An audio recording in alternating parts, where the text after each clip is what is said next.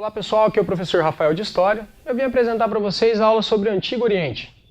O Antigo Oriente e as suas principais características.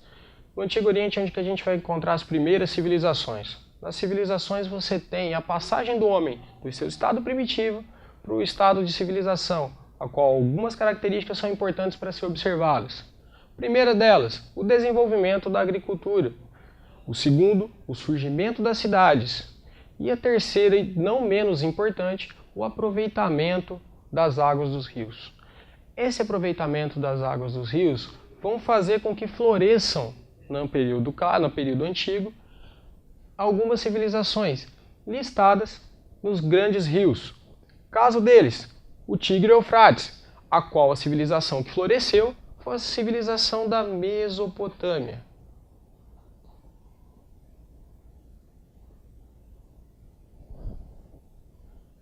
Outra civilização muito conhecida, a civilização que floresce no rio Nilo, a civilização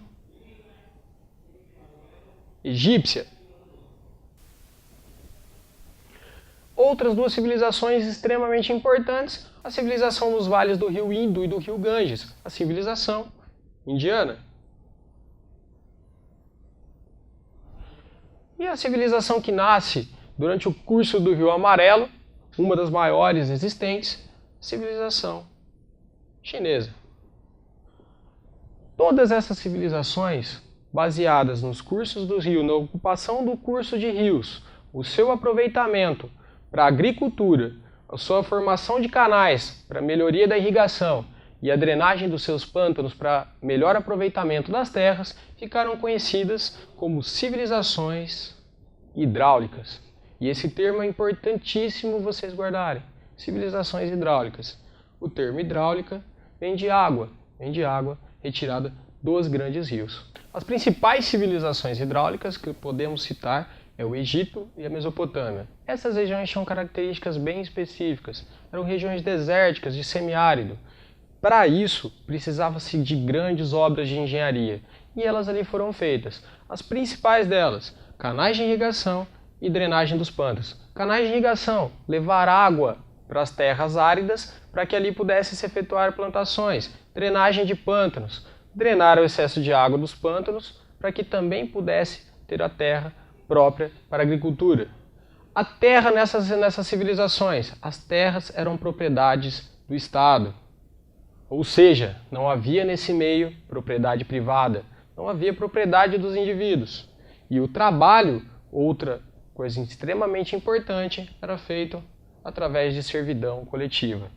Essas duas características, a terra como propriedade do Estado e o trabalho em servidão coletiva, caracterizam um modo de produção muito especial.